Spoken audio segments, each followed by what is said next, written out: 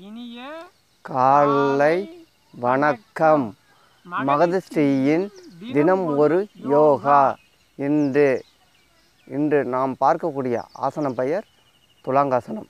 துலாங்காசனம் 2 சுற்றுகள் செய்ய இருக்கிறோம். முதல் சுற்றில் ஒரு 15 அல்லது 20 எண்ணிக்கை செய்து முடித்துவிட்டு 2வது சுற்றுக்கு செல்ல இருக்கிறோம். 2வது சுற்றுக்கு செல்லும் முன் ஆசிரியர்கள் அவர்கள் வர்ணனையில் பழங்கள் பற்றிய பலன்களை இன்று நாம் தெரிந்து கொள்ள இருக்கிறோம். எளிய பயிற்சிகள் செய்து முடித்துவிட்டு நாம் ஆசன நிலைக்கு செல்ல இருக்கிறோம். காலையில் எழுந்த உடனே சில பேர் காப்பி டீ அதெல்லாம் சாப்பிட்டுட்டு தான் இந்த காலை கடமையெல்லாம் முடிக்கலாம் போவாங்க. நம்ம அதுமாரிலாம் இல்லாமல் காலையில் எழுந்த உடனே வெறும் வயிற்றில் நம்ம தண்ணி மட்டும் தான் குடிக்கணும். வேறு எதுவும் நம்ம மலம்லாம் கழிக்கிறதுக்கு முன்னாடி தண்ணி குடிச்சிட்டு மலம்லாம் கழிச்சிட்டு தான் நம்ம வேறு எந்த உணவும் எடுத்துக்கணும்.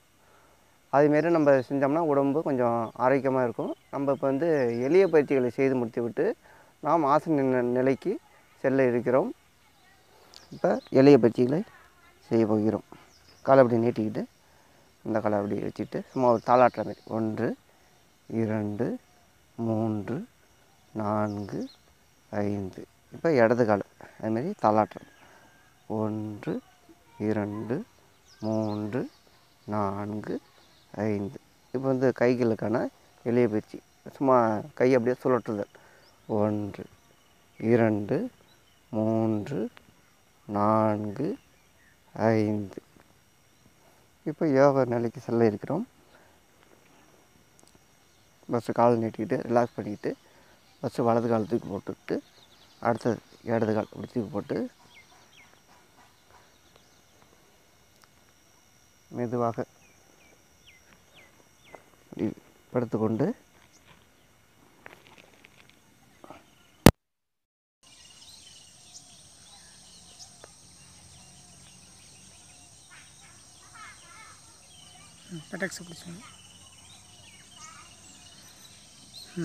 எண்ணிக்கை 1 2 3 4 5 6 7 8 9 10 11 12 13 14 15 16 17 18 19 20.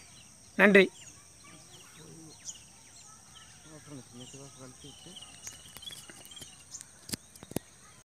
இயல்பு நிலைக்கு 2 கைகளையும் சின்முத்திரை வைத்து கொண்டு மூச்சை நன்றாக கவனிக்க வேண்டும். மெதுவாக இழுத்து விட வேண்டும். மூச்சை கவனிக்க வேண்டும்.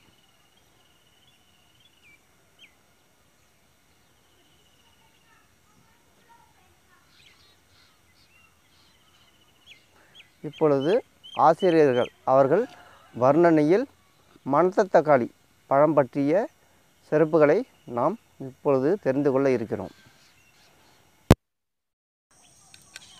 இப்போ தினமும் ஒரு பழத்தை பற்றி சொல்கிறதுல இன்றைக்கி தினம் ஒரு பழம், தினம் ஒரு ஆசனத்தில் தினம் ஒரு பழங்கிற மாரி ஆசனம் தினமும் கொடுத்துட்ருக்கோம். அதில் அந்த வரிசையில் இன்றைக்கி பழத்தை பற்றி பார்க்க போகிறோம். இன்றைக்கு உள்ள பழம் என்ன விஷயம் நடக்குதுன்னா, இன்றைக்கி உள்ள பழம்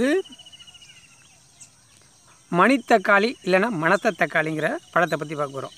எல்லாருக்கும் மணத்தக்காளி பார்த்துருப்பாங்க. மணத்தக்காளி காயை காய்களை பிச்சு பதப்படுத்தி வெயில் கிடைக்கும்போது இது பண்ணி மழை நாளில் நல்லா குழம்பு வச்சு சாப்பிடலாம். மிகவும் சிறந்த பழம். அந்த பழத்தை காயை இது பண்ணி பழம்.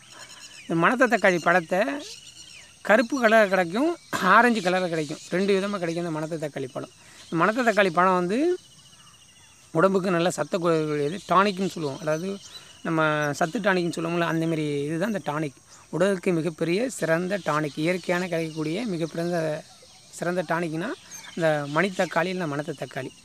அப்புறம் அந்த கீரை இருக்குங்க இல்லையா, மணத்தக்காளி கீரை. வயிறு புண்ணு இருக்குன்னா அந்த மணத்தக்காளி கீரையை காலம்பரம் ஒரு 4 இதை வெறும் வயிற்றில் இது பண்ணலாம். இல்லை குழம்பை நிறைய இலையை பிச்சு போய் குழம்பா வச்சு அதிகமாக வேக வைக்காமல் கொஞ்சமாக நிறைய தண்ணியெல்லாம் கொதிக்க விட்டு அதுக்கப்புறம் சாதாரண காய்கறி இதெல்லாம் போட்டு பருப்பு கிருப்புலாம் போட்டு கொதிக்க வச்சு கடைசியாக இறக்கிறதுக்கு முன்னாடி அந்த இலையை போட்டு கொஞ்சம் இது பண்ணி வேக வச்சு சாப்பிட்டோன்னா உடல் வயிற்றில் புண்ணு, வாயில் உள்ள புண்ணு இதெல்லாம் இருந்ததுன்னா சரி செய்யக்கூடியது.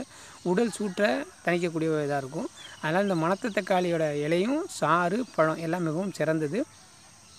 நல்லா எல்லோரும் பயன்படுத்தி பாருங்கள்.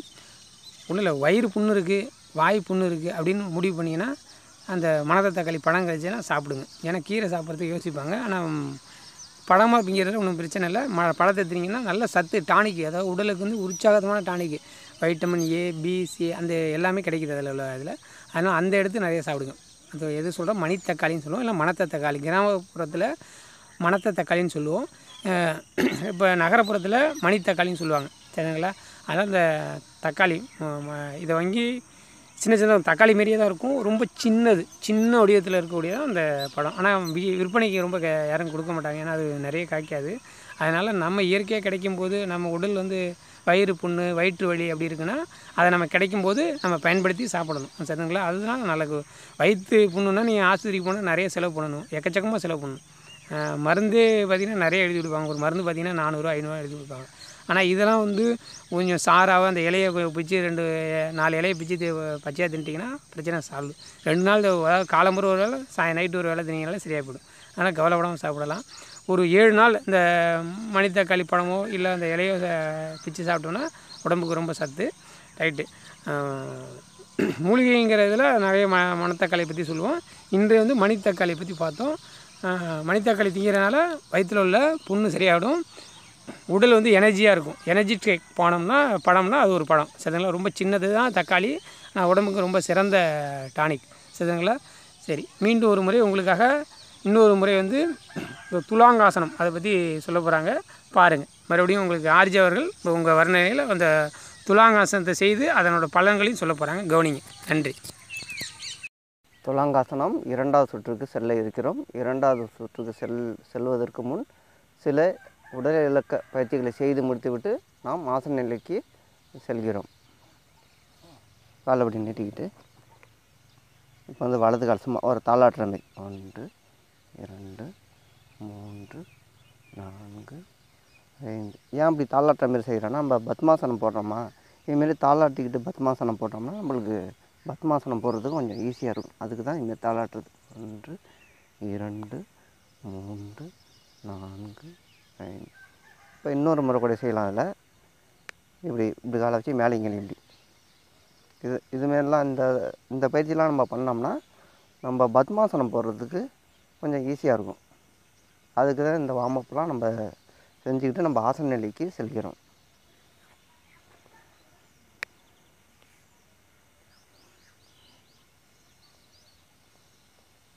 இப்போ கைகளுக்கான எளிய பயிற்சி.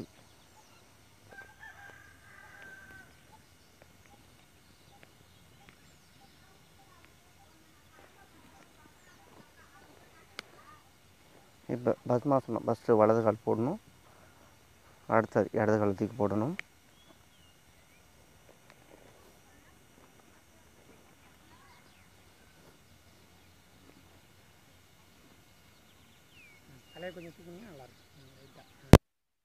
எண்ணிக்கை 1 2 3 4 5 6 7 8 9 10 11 12 13 14 15 16 17 18 19 20. நன்றி. ஆசனத்தை மெதுவாக கழுத்து விட்டு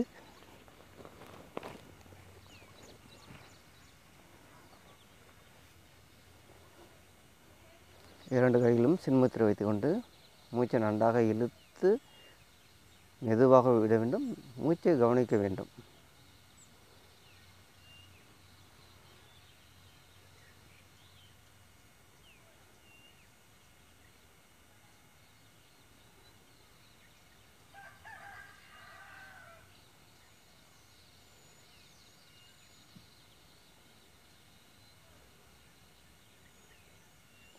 துலாங்காசனம் 2 சுற்றுகள் செய்து முடித்து விட்டோம்.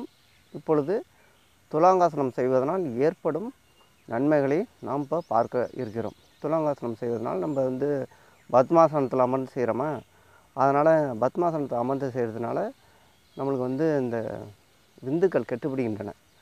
நிறைய பேருக்கு விந்துக்கள் எப்படி இருக்குன்றான்னா நீர்த்து போயிருக்கும், நீர்த்து போய் தண்ணி மாரி இருக்கும்.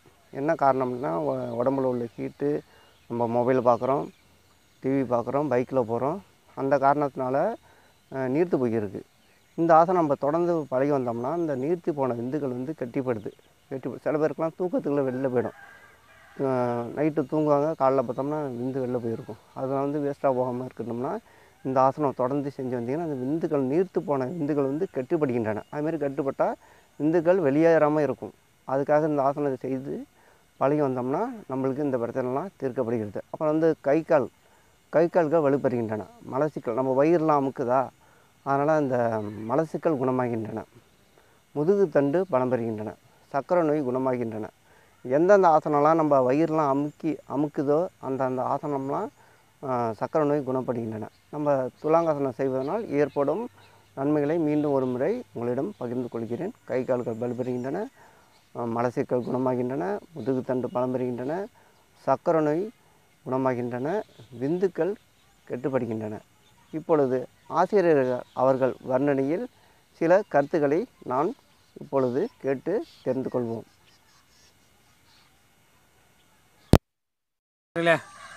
இப்போது நம்ம பார்த்துட்டோம் என்னென்ன இருக்குங்கிறத சரி பண்ணி பார்த்தோம். இப்போ நீங்கள் என்னென்ன சொன்னீங்கன்னா, இப்போ இந்த துலாங்காசனத்தை பற்றி சொல்லும்போது அழகாக சொல்லிட்டாங்க. மலச்சிக்கலை சரி செய்யும், முதுகுத்தண்டை நல்லா பலம் பெறுகின்றன, சர்க்கரை நோயை குணமாக்கினது. சர்க்கரை நோயை எப்படி குணமாக்குன்னா, எப்படி சர்க்கரை நோயை குணமாக்குறதுங்கிறத தெளிவாக சொல்லணும். என்ன விஷயம்னா, இப்போ எப்படி சொல்லலாம், ஒரு பார்த்திங்கன்னா ஒரு வில்லு மாரி வளைச்சிருப்போம் உடம்பு. அப்படி ஒரு வி ஷேப்பில் உடம்பு வளைச்சிருக்கிறதுனால வயிறு பார்த்திங்கன்னா வயிறோட அடிப்பகுதி, கல்லீரல், மண்ணீரல், கணையம் எல்லாமே அந்த வயிற்றுக்குள்ளார தான் இருக்குது. இது இங்கே தான் மிகப்பெரிய ப்ராசஸ் இருக்குது. அந்த ப்ராசஸை சரி செய்து இந்த ப்ராசஸ் நடக்காதனால தான் இந்த சர்க்கரை நோய்ங்கிற குளுக்கோஸாக மாற்றாமல் பண்ணுறதுனால தான் இந்த பிரச்சனை நடக்குது. அந்த குளுக்கோஸாக மாற்றுறதுக்கான அனைத்து பகுதியிலையும் இயக்கத்துக்கு கொண்டு வரும். அதனால தான் இந்த துலாங்காசனத்தில் இந்த விஷயம்லாம் நடந்துருது. அதனால தான் நீரிழிவு நோய்ங்கிற சர்க்கரை நோய், டயபெட்டிஸ்னு சொல்லுவோம். இங்கே ஆங்கிலத்தில் வந்து டயபெட்டிஸ்னு சொல்கிறோம்.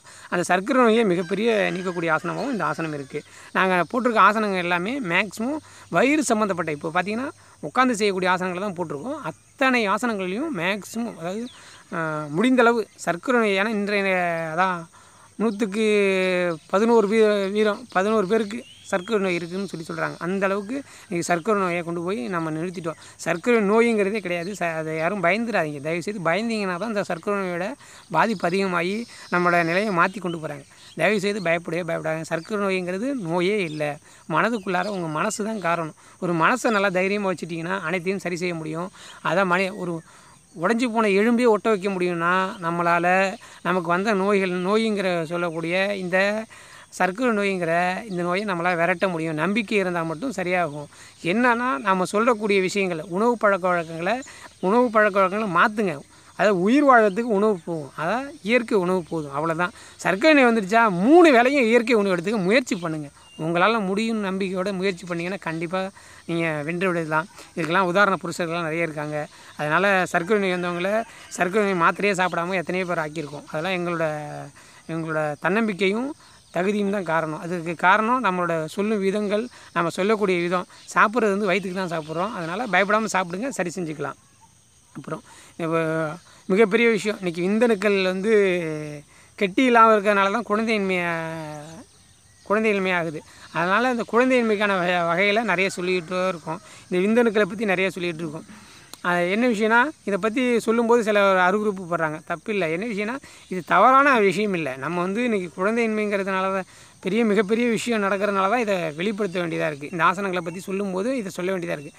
எல்லாருக்கும் இதை சொன்னாச்சும் இதை செஞ்சு அவங்க பழகி அவங்களுக்கு குழந்தையை உண்டு பண்ணிப்பாங்கிற ஒரே காரணத்துக்காக தான் அதை சொல்கிறோம். அதனால் இது வந்து குழந்தையை உண்டு பண்ணக்கூடிய விஷயமா இருக்குது. கெட்டிப்படுது. அதாவது கெட்டி இருந்ததுன்னா இரவு நேரத்தில் விந்து வெளியாகாது, உடலும் குழந்தை பிறக்கிறதுக்கு மிகப்பெரிய இதாக இருக்கும். அதனால தான் இந்த விஷயத்த சொல்கிறோம். கூச்சமாக நினச்சிக்காதீங்க. இது என்ன தவறாகவும் கிடையாது. இது வந்து சாதாரண ஒரு விஷயம்தான். அனைவருக்கும் இது தெரியணும். எல்லாருக்கும் தெரிஞ்சால் மட்டும்தான் இந்த குழந்தையின்மைங்கிற விஷயத்தை அன்றைக்கெல்லாம் பழைய காலத்தில் உள்ளவங்களாம் முன்னோர்களெல்லாம் குழந்தையின்மையே கிடையாது. அவங்களாம் 10 கல்யாணம் 15 கல்யாணம் பண்ணியிருக்காங்க. அத்தனை பேருக்கும் குழந்தைகளை கொடுத்துருக்காங்க. ஒவ்வொரு கல்யாணம் பண்ணும்போது அவங்களுக்கு 4லேருந்து 10 குழந்தைகள் வரைக்கும் பிறந்திருக்கு. அதனால் இன்றைக்கி இது ஒரு மிகப்பெரிய பிரச்சனையே இல்லை. அதை சரி செய்யக்கூடிய விஷயம் நம்மள்ட்ட தான் இருக்குது. அதனால் நம்மளால் முடியுங்கிற நம்பிக்கை எடுக்கும். யோகாசனங்களை செய்யுங்க, யோகாசனங்களை பாருங்கள்.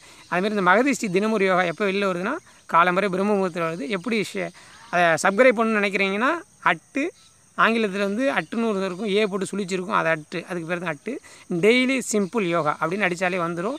அதை சப்ஸ்கிரைப் பண்ணிக்கிட்டு அதுக்கப்புறம் எங்களோட வீடியோ அனைத்தையும் பார்க்கலாம். பார்த்து நீங்கள் மட்டும் மகிழாமல் மற்றவங்களுக்கும் சொல்லுங்கள். நன்றி, வணக்கம்.